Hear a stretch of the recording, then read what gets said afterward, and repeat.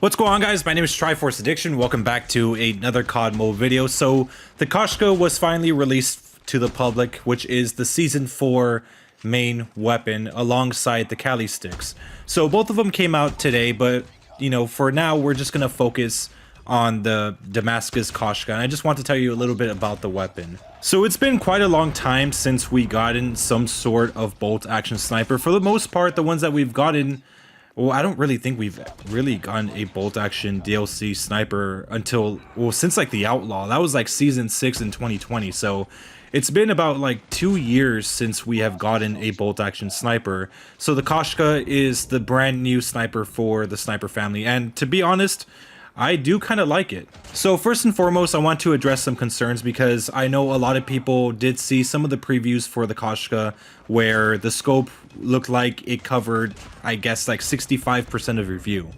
I'm here to tell you that that's not the case if you do use the regular scope. I'm only using the tac scope in free-for-all because obviously it's a more close range engagement type of map.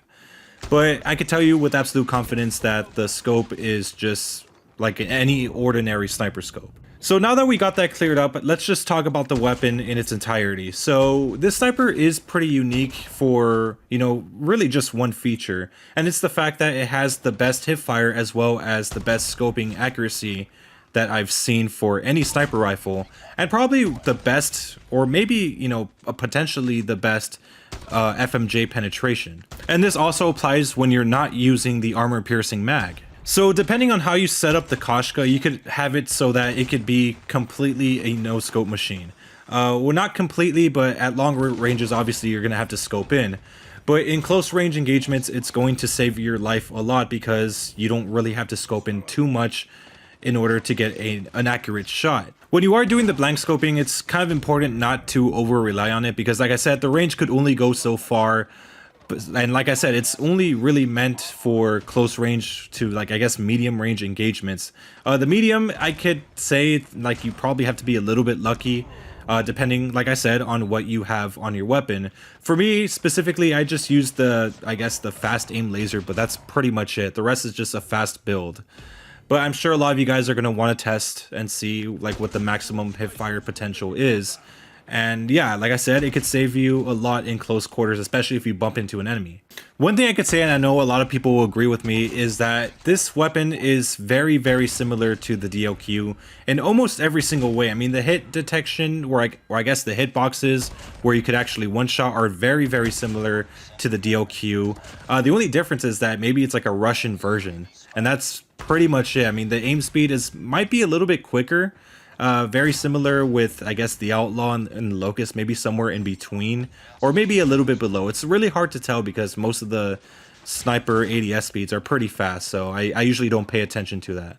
But also, similarly to the DLQ, it does have really, really good, like, just bullet penetration in general. I mean, I've shot through many enemies before, and sometimes you can shoot through the containers and shipment, and even through some buildings. When I was recording the footage for the Diamond video, I actually managed to shoot through the wall in one of the buildings in Nuketown. So, and keep in mind, this was without the armor piercing mag. So yeah, it's very, very strong when it comes to its bullet penetration.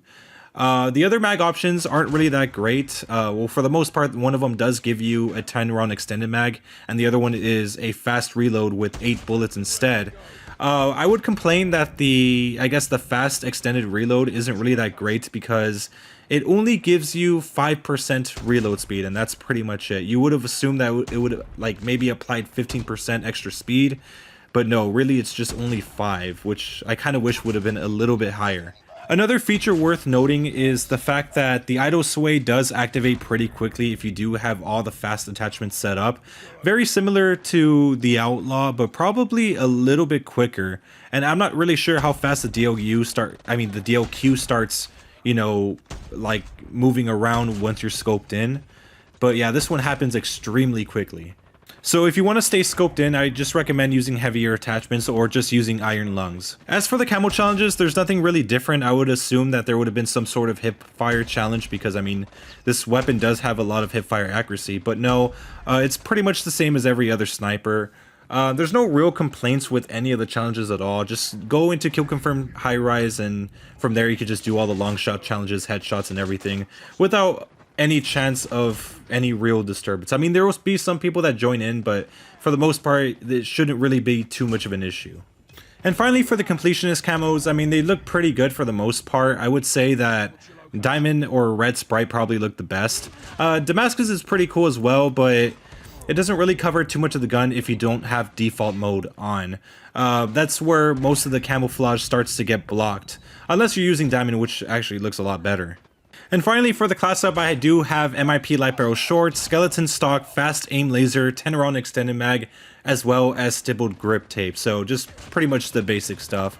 I wouldn't recommend using the combat stock for, I guess, any reason, because like I said, there is a lot of idle sway with the weapon. So I think it's best that you just use skeleton stock for a time being, because right now it's like, yeah, the sway is pretty bad. So anyways, there you guys have it right now. That's the Damascus Koshka. Don't worry, I have some videos for the Diamond Koshka, as well as the Kali sticks, which I probably will work on tomorrow. So yeah, anyways, hope you guys enjoy. Make sure to leave a like, make sure to subscribe for some more COD mode content, and I'll see you guys next time. Thank you.